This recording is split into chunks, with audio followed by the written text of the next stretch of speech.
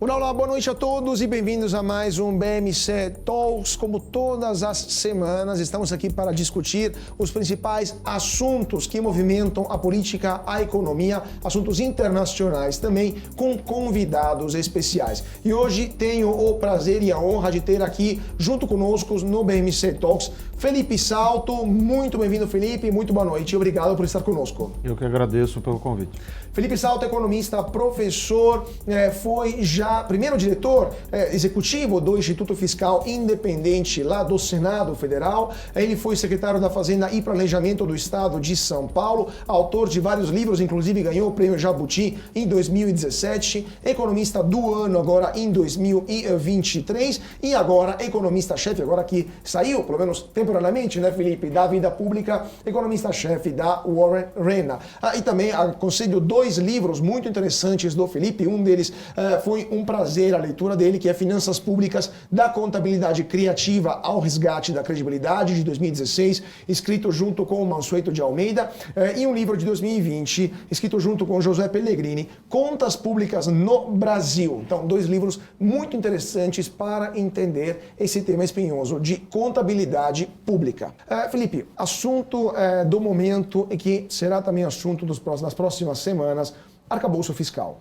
O governo está mudando a regra do jogo das contas públicas de forma permanente, né? Será a regra dos próximos anos, assim como foi o teto fiscal nos governos passados. Qual que é a sua opinião em geral sobre o arcabouço fiscal? E você concorda com o alerta que muitos economistas estão dando de que esse arcabouço significa um aumento expressivo dos gastos públicos e, consequentemente, uma necessidade de aumento expressivo e persistente da arrecadação, dos impostos, enfim, da pressão tributária em cima dos brasileiros? Bom, primeiro um prazer estar aqui com vocês, agradecer o convite, a oportunidade de participar nesse ciclo inicial e parabenizar também toda a direção da BMC em seu nome. E dizer que é um prazer para nós da Warren e da Renascença poder participar aqui.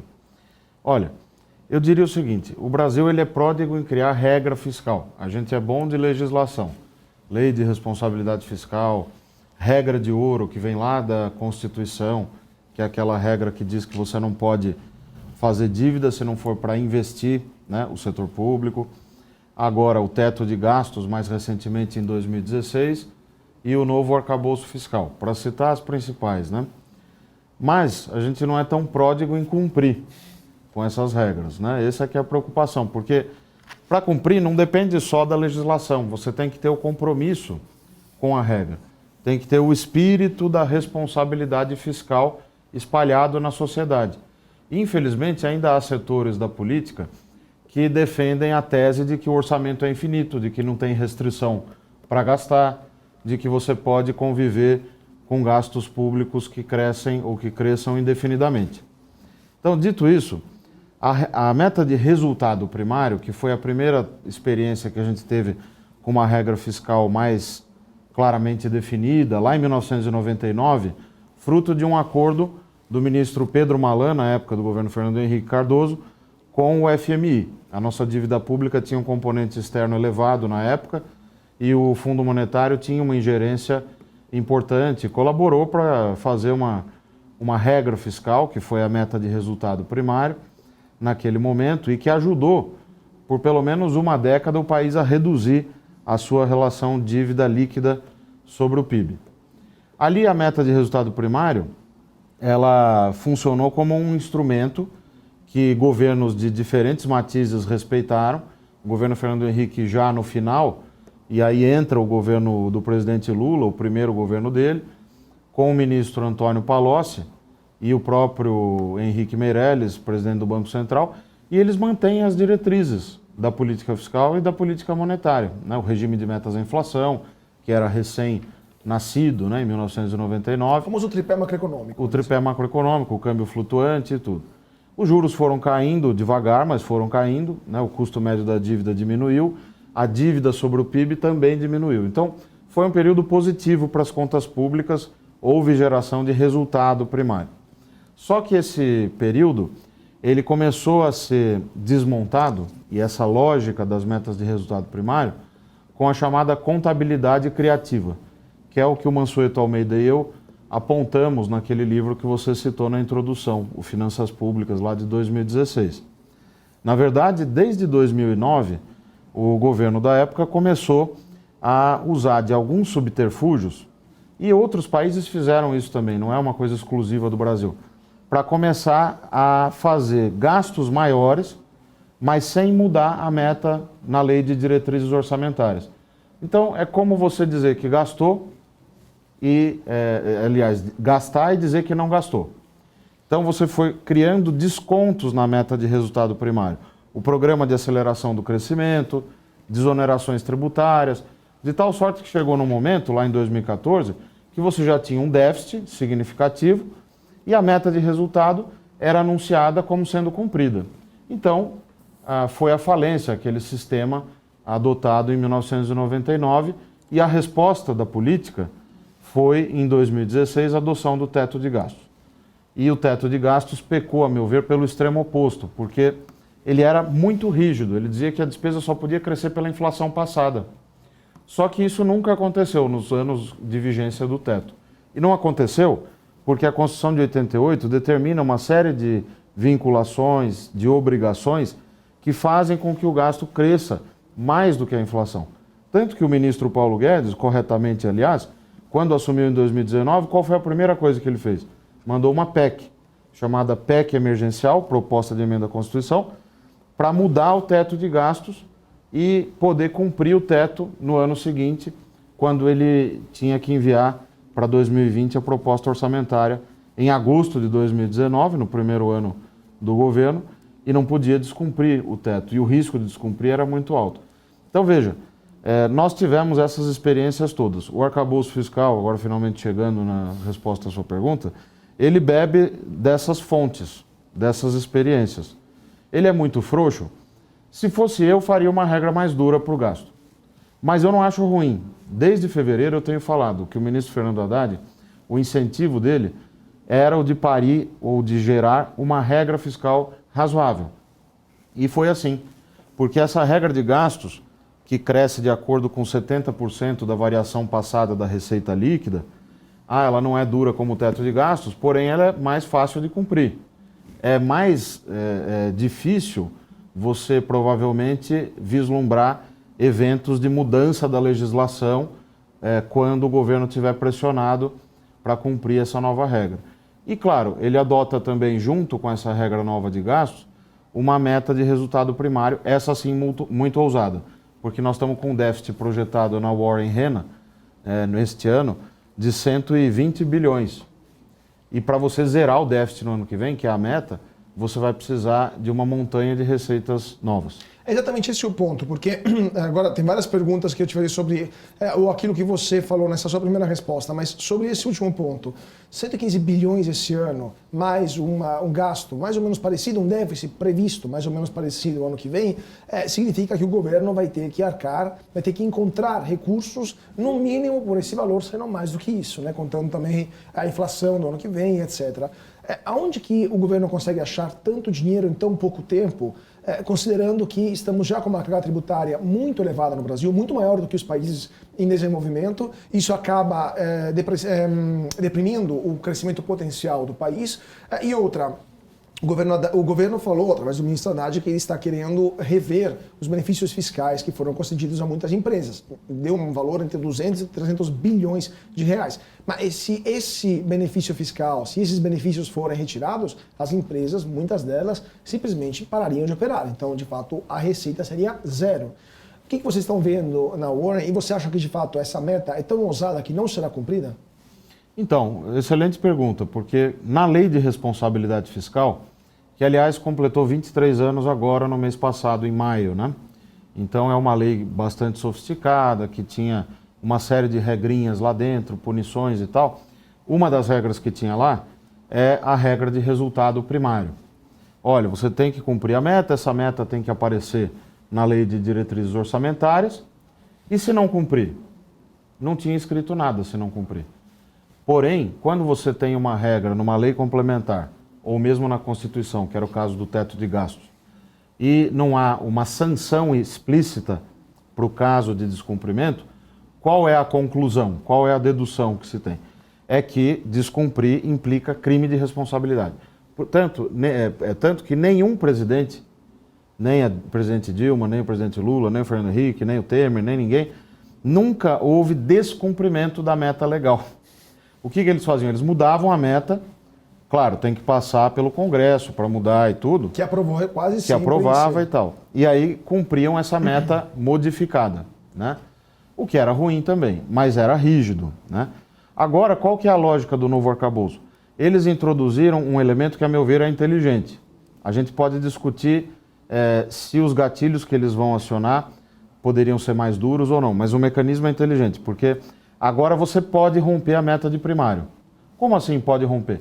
Não, se você tiver uma meta zero, que é a meta do ano que vem, tem uma banda inferior e uma banda superior. Você pode ir até menos 0,25% do PIB, que dá uns 30 bi de déficit. Se você fizer uns 30 bi de déficit ano que vem, você está cumprindo a meta. Não é crime de responsabilidade. Não é crime de responsabilidade.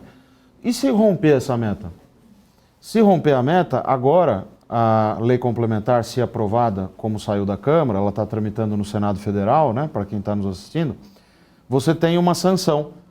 Aquela taxa de crescimento da despesa, do limite de despesa para o ano seguinte, que seria de 70% da variação passada da receita, vai ser de 50% da variação passada da receita.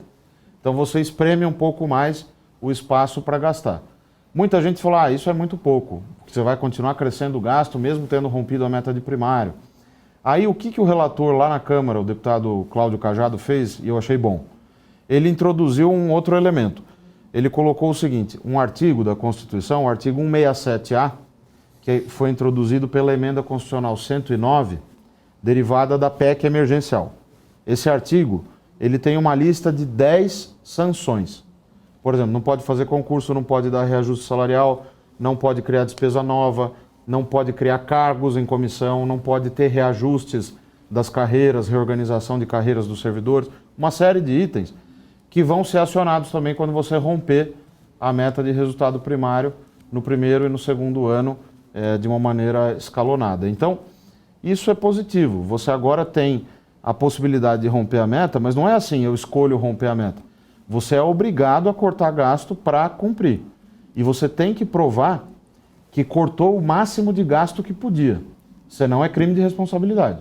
Está escrito lá que se você tiver, por exemplo, 20 bilhões para cortar na despesa discricionária, que é aquela não obrigatória, e você descumpriu a meta, então vai ser uma infração à lei de responsabilidade fiscal, porque vai ficar claro que você tinha espaço para cortar, não cortou e deixou a meta ser rompida. Mas então, essa polêmica do fato de que a oposição acusa o governo de ter retirado a criminalização da responsabilidade fiscal, da responsabilidade do presidente em caso de descumprimento da meta, isso então não confere.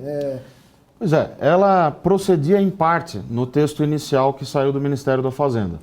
Por quê? Porque ficou explícito que não seria crime descumprir a meta e tinha já a lógica da sanção que eu expliquei lá dos 70%, 50%, não tinha aquela lista de gatilhos das 10 medidas.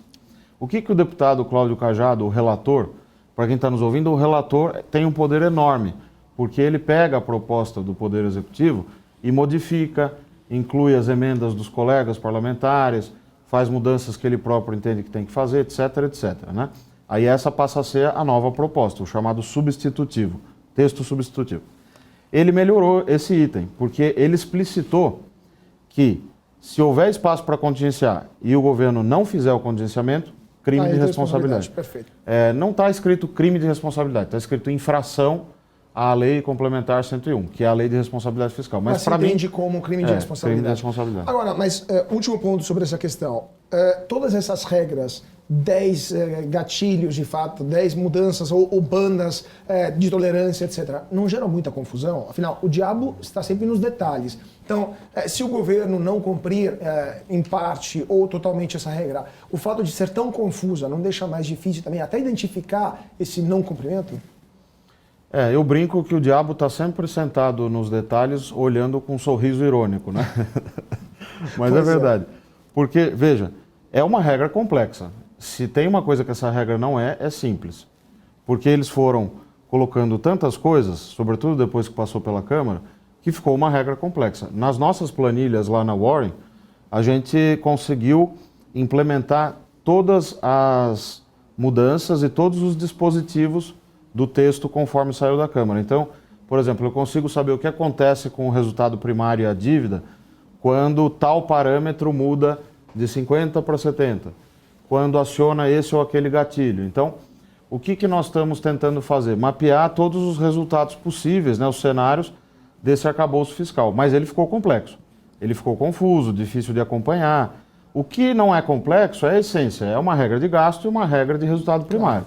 Isso o governo vai continuar divulgando, o Tesouro Nacional divulga mensalmente os resultados e tal.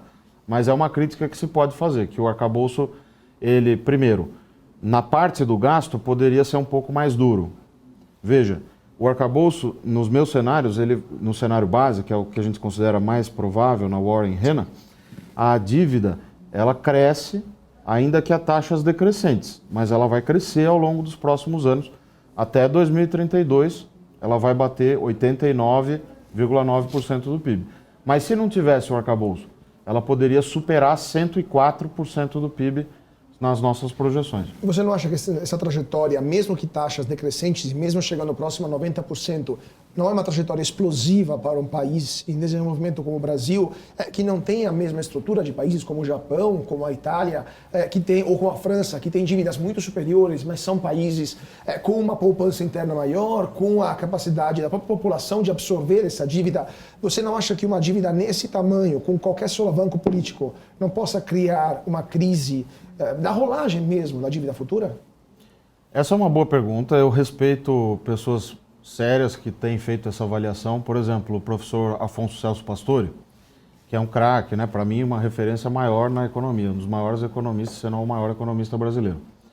Tem ido muito nessa direção, já fala até em dominância fiscal, mas eu discordo respeitosamente dele. Por quê? Porque eu vejo um cenário que poderia ser muito pior. Na ausência de uma regra fiscal, com todos os problemas que ela possa ter, essa regra do arcabouço fiscal, o marco fiscal, você teria um quadro aí sim de crescimento ininterrupto da dívida. Com o arcabouço, e inclusive os juros agora sendo precificados em patamares muito mais baixos, os juros curtos, médios e longos, todos muito mais baixos do que estavam no início do ano, o custo médio da dívida vai ficar mais baixo. E você fica com uma situação mais fácil de estabilizar essa relação dívida pública, produto interno bruto. Então, a dívida cresce? Sim, mas cresce muito menos do que cresceria na ausência da regra. É um nível de endividamento que ainda lá na frente, em 2032, a gente faz projeções para 10 anos, né? Ele ainda vai ser mais alto do que a média dos países emergentes. Mas a gente tem que ter presente também que a nossa taxa real de juros é também mais alta, a gente tem problemas estruturais que fazem a nossa taxa neutra de juros ficar num patamar elevado, a questão da produtividade. Aí entra uma série de problemas, inclusive, do lado da oferta, né, da economia. Mas só para terminar o ponto do arcabouço, de fato existem vários gatilhos que limitam o aumento da despesa, mas também na Constituição existem também alguns jabutis ou jabuticabas, como a gente quer defini-los, que permitem para alguns órgãos da máquina pública brasileira simplesmente decidir aumento de gastos, por exemplo, o judiciário, sem ter de fato que passar pelo Congresso. O judiciário envia para o Congresso o seu desejo de despesa e é muito difícil que o Congresso rejeite isso. Então não tem o risco de, por exemplo, com aumentos continuativos que a gente viu, por exemplo, dos salários, da folha de pagamento, mas também dos penduricalhos, dos benefícios em geral, de um judiciário que é o mais caro, de fato, dos países, não só emergentes, mas diria de todo o Ocidente, não tem o risco que isso gere um efeito cascata, por exemplo, em outros âmbitos da administração pública e que o arcabouço não seja respeitado não tanto pela vontade do governo, mas por força de inércia daquilo que acontece na gigantesca máquina pública brasileira?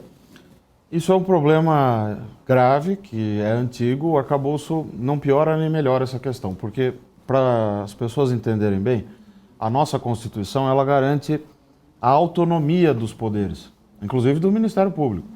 E o que significa isso? Significa que, inclusive do ponto de vista financeiro, o Judiciário e todos os poderes têm o direito de tomar decisões que podem até afetar as contas públicas, mesmo que eles não apontem a receita necessária para cobrir esses gastos. Isso é uma peculiaridade só brasileira, né? Porque qualquer outro país tem que se manter dentro do orçamento decidido pelo Congresso. E isso é complicado porque você vai criando gastos, por exemplo, vantagens, indenizações, auxílios e que tais, de modo que esse orçamento vai crescendo e não tem limites para isso. Há um projeto em tramitação que eu acho que é do ex-presidente do Senado, Renan Calheiros, acho que está na Câmara, deve ter sido aprovado já no Senado, é já antigo, acho que de uns 7 ou 8 anos, que ajudaria a obrigar a incidência do chamado teto remuneratório constitucional, o salário do ministro do Supremo, para todo e qualquer agente público, servidor público. Ah, mas é uma remuneração que foi concedida porque ganhou na justiça, isso e aquilo. Não importa. Não pode ganhar mais do que o teto. Só que, obviamente, que há uma resistência muito grande a esse tipo de medida e eu não acho que é um tema que vai se resolver tão rapidamente.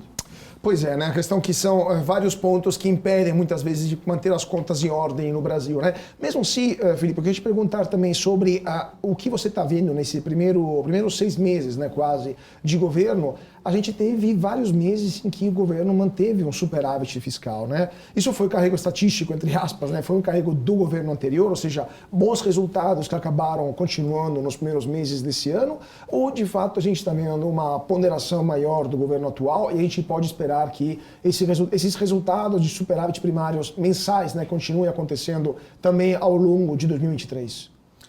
Pois é, eu falei sobre isso, sobre o efeito da inflação nas contas públicas, já venho falando há 2 anos. Por quê? Porque a inflação é uma velha camarada dos governos. Ela prejudica muito os mais pobres, principalmente, que não têm instrumentos para se vacinar contra a inflação, para neutralizar os efeitos da inflação sobre o consumo, né, sobre a renda real. Mas ela ajuda muito o governo, porque a despesa está fixa no orçamento. E a receita cresce de acordo com a atividade econômica, que por sua vez é influenciada pelos preços. Então, o que aconteceu no ano passado e no ano anterior? Você teve uma influência muito grande desse nível médio de preços mais alto, e aí, a meu ver, na minha modesta avaliação, o Banco Central errou lá atrás de deixar a inflação subir muito, demorou para iniciar o ciclo de alta. Mesmo se foi o Banco Central mais rápido do Ocidente, né? A aumentar os juros. Pois é. Lá fora começaram 1 ano e meio depois, né? Mas... Sim, eu acho que o Roberto Campos Neto, aliás, é importante fazer esse registro, faz um trabalho excepcional. Se errou, errou buscando acertar, tecnicamente bastante respaldado, conheço ele pessoalmente, tenho boa relação. Inclusive, quando eu estava na Instituição Fiscal Independente, que é um órgão do Senado que produz informações sobre contas públicas, e você pode imaginar a resistência, né? Porque nós estamos dentro de uma casa política produzindo informações sobre gastos, sobre dívida. Ele foi um dos grandes apoiadores. Naquele momento, nos recebeu lá no Banco Central. Então, todos os meus respeitos aí e elogios ao Roberto Campos Neto. Mas a minha avaliação como economista é que deveria ter começado a subir antes para segurar a inflação, que de fato acabou ficando muito alta e tal. Essa inflação muito alta ajudou nas contas públicas. A receita ficou mais alta. Quando a receita fica mais alta, o resultado primário fica melhor, a dívida cresce menos. E o denominador da relação dívida-PIB fica mais alto. Então você tem uma dívida PIB que acaba sendo beneficiada. O resultado primário ano passado foi positivo, fechou em 0,6% do PIB no caso do governo central, sem olhar estados e municípios, que também tiveram um resultado muito bastante positivo. Né? Só que desde o final do ano passado a gente já vê, do meio para o final do ano passado, uma trajetória descendente para esses resultados, porque as receitas públicas, elas são uma fatia daquilo que você produz, gera de renda e riqueza. Então, elas sempre caminham com a atividade. Como a atividade começou a desacelerar, agora a gente teve essa surpresa positiva no primeiro trimestre, mas é um desempenho provavelmente pior do que o do ano passado, então você teve uma desaceleração das receitas, a inflação mais baixa também acabou levando a contrair essas receitas e provavelmente nós vamos encerrar esse ano com um déficit aí na casa de 118 a 120 bilhões, que é a nossa atual projeção.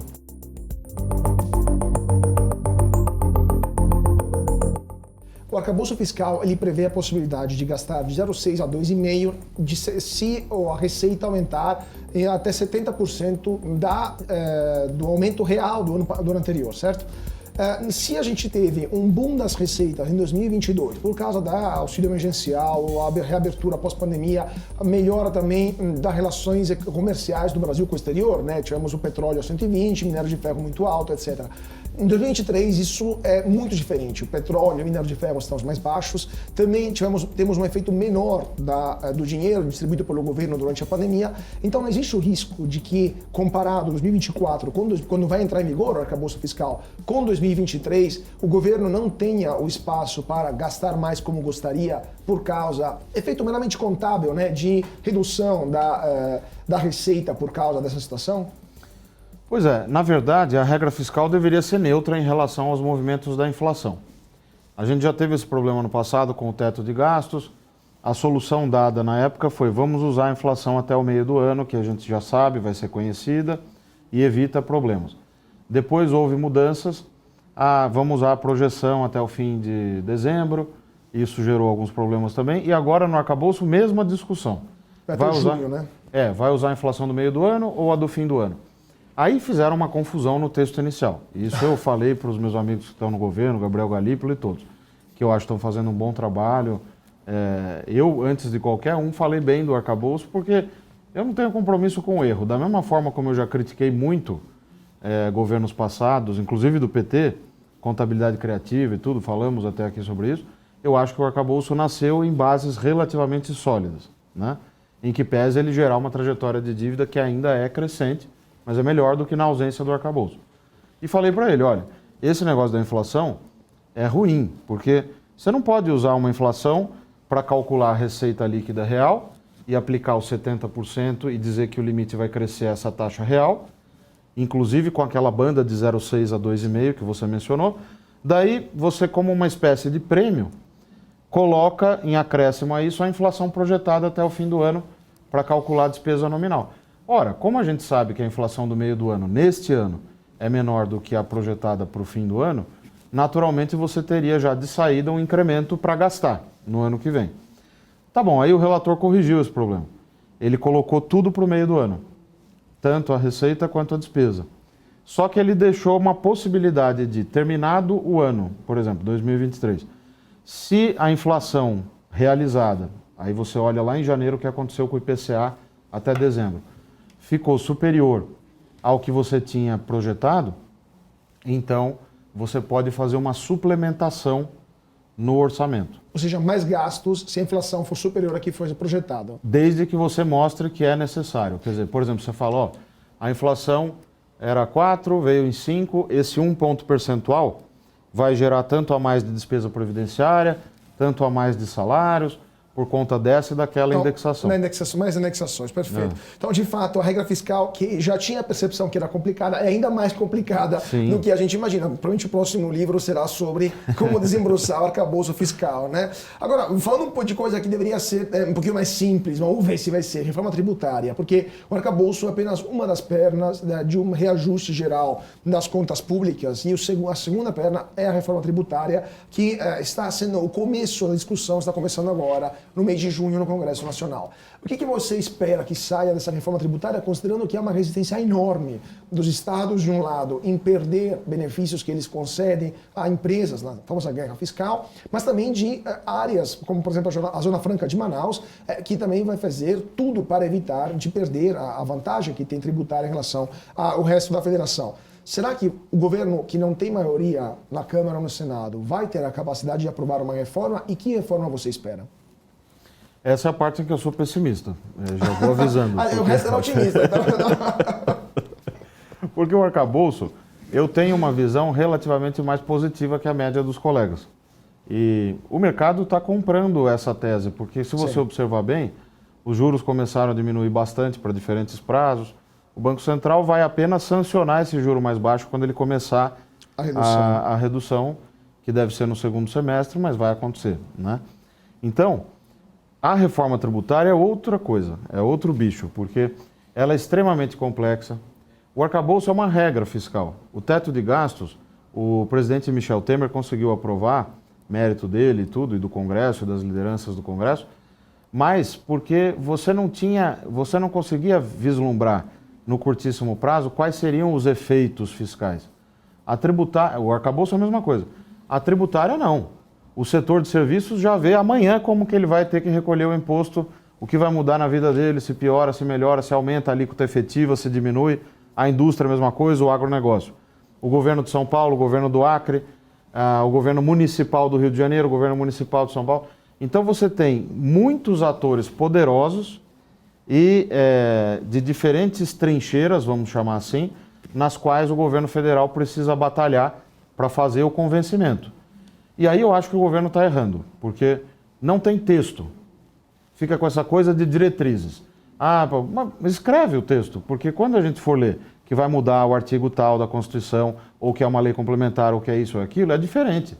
Quando o arcabouço foi anunciado também em termos de diretrizes, depois veio o texto, um monte de coisa diferente. Claro. Por exemplo, a meta de resultado primário, eles tinham dito na coletiva em que foi divulgado esse conjunto de diretrizes num PowerPoint, que a meta de primária está na lei complementar do arcabouço. Não estará. Ela vai continuar a ser fixada na LDO todo ano. É uma lei ordinária. E por que você acha que esse é o modus operandi do governo? Por que eles não estão colocando no papel, antes fazem grandes anúncios roboantes e depois escrevem uma coisa que é diferente daquilo que eles anunciaram? É tem uma tática política? Tem uma frase que diz que quando a esperteza é demais, ela engole o dono, né? Então, mas isso é porque é a prática da política. Se você põe tudo no papel, claro que os analistas vão começar a olhar os detalhes, vão criticar, os opositores vão se mobilizar contra esse ou aquele dispositivo. Desgaste de capital político. Desgaste. Então você evita mostrar tudo e dar as diretrizes para ir angariando apoio. Só que eu entendo o seguinte, a reforma tributária do consumo, como é chamada, ela não pode ser uma reforma ambiciosa, megalômana. Nunca deu certo. Nos anos 90, que foi quando a gente chegou mais perto, foi a reforma tributária do Barquinho, que era o economista Ricardo Varsano, que foi do Fundo Monetário Internacional e tal, um craque, né? Que era para você migrar o ICMS para o destino. E era até uma analogia interessante e tal, não conseguiu. Depois, outros episódios. O próprio Bernard Api conseguiu quase aprovar uma proposta no governo Lula. Teve o Nelson Barbosa com uma proposta mais modesta, que eu gostava, que era de mudar as alíquotas interestaduais do ICMS. Não deu certo também. Então, primeiro que não é um tema trivial. Segundo, que eu não estou vendo o compromisso do próprio presidente da República.